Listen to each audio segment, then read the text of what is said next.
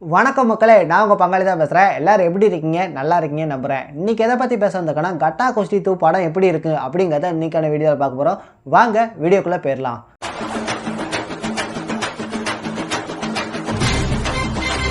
First of all படம் பார்த்துட்டு நான் ரிவ்யூ கொடுக்க வந்திருக்கேன்னா கேட்டிங்கன்னா, இல்லைங்க நான் இன்னும் படம் பார்க்கல. ஆனால் எதை வச்சு நான் ரிவ்யூ கொடுக்குறேன்னா, படம் பார்த்தவங்க சொன்ன பைட்டை வச்சு தான் நான் இன்றைக்கி உங்களுக்கு ரிவ்யூ சொல்ல போகிறேன்.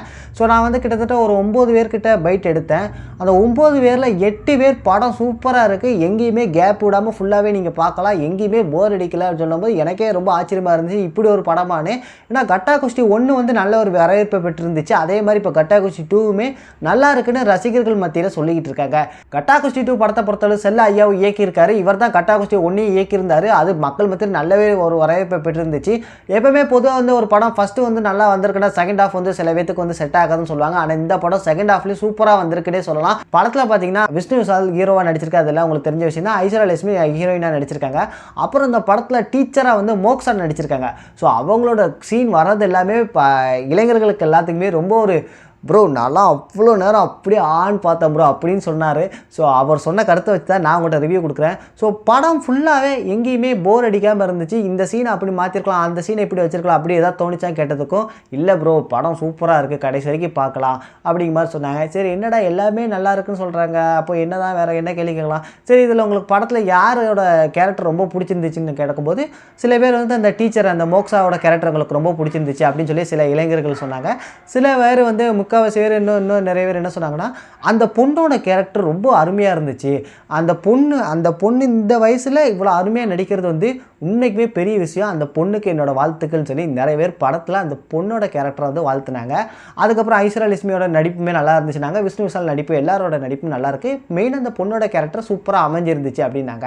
அப்புறம் படத்தில் யோகி பாபு காமெடியெலாம் செட் ஆகிருந்துச்சா கேட்கும்போது, யோகி பாபு ஒரு 5 நிமிஷம் தான் கடைசியில் வருவாப்பில். ஆனால் அவர் வந்து அந்த சீன் வந்து தேட்டரில் நல்லா சிரிப்பாக தான் இருந்துச்சு. அதேமாதிரி ரம்யா கிருஷ்ணனோட சீனுமே ஒரு 5 நிமிஷம் தான் இருந்துச்சு. அவங்களோட சீன் சின்னதாக இருந்தாலுமே படத்தில் ரசிக்கிற வழியாக தான் இருந்துச்சு அப்படின்னு சொன்னாங்க.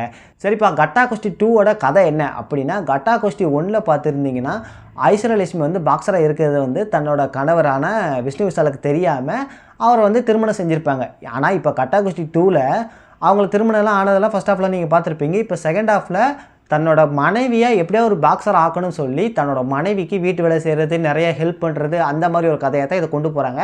இதில் நிறைய நகைச்சுவை எல்லாம் கொண்டு வந்துட்டுருக்காங்க. அதே மாதிரி இந்த புருஷன் பொண்டாட்டிக்குள்ளே நடக்கக்கூடிய சண்டைகள் எல்லாமே இந்த படத்தில் நல்லாவே ஒர்க் அவுட் ஆயிருக்குன்னு சொல்கிறாங்க. சரிப்பா, குடும்பத்தில் சண்டை சச்சரவுலாம் நடக்க சிரிப்பாக இருக்குது, ஓகே. படத்தில் ஏதாவது விறுவிறுப்பு இருக்கா அப்படின்னு கேட்டிங்கன்னா, ஐஸ்வர்யா லட்சுமி வந்து பாக்ஸராக ட்ரை பண்ணிட்டு இருக்காங்கன்னு உங்கள்கிட்ட சொல்லிட்டேன். இதான் படத்தோட கதை. ஸோ அப்படி ட்ரை பண்ணும்போது ஐஸ்வர்யா லட்சுமியோட கோச் இருக்கார்ல, அவர் வந்து ஐஸ்வர்யா லட்சுமிக்கு எதிரியாக மாறுறாங்க.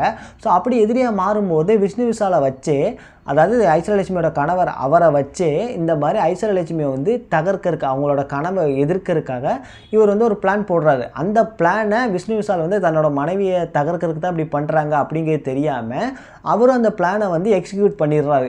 ஸோ அதுக்கு அடுத்த கட்டமாக இவங்களோட கனவு சிதைஞ்சதுக்கப்புறம் அதுலேருந்து எப்படி மீண்டு வராங்க, என்ன நடக்குதுங்கிறது தான் இந்த படத்தோட முழு கதையை கொண்டு போகிறாங்க. ஸோ படத்தை பொறுத்தளவு இந்த படம் ஒரு ஃபேமிலிக்கான படம். நீங்களும் குடும்பத்தோடு போய் பார்க்குறதுக்கு ஏற்ற படம்னே சொல்லலாம். கட்டா குஸ்திக்குன்னு ஒரு ரசிகர்கள் இருக்க தான் செய்கிறாங்க. ஏன்னா ஃபஸ்ட் ஆஃப் பார்த்த ரசிகர்கள் கண்டிப்பாக கட்டா குஸ்தி 2 போய் பார்ப்பாங்க.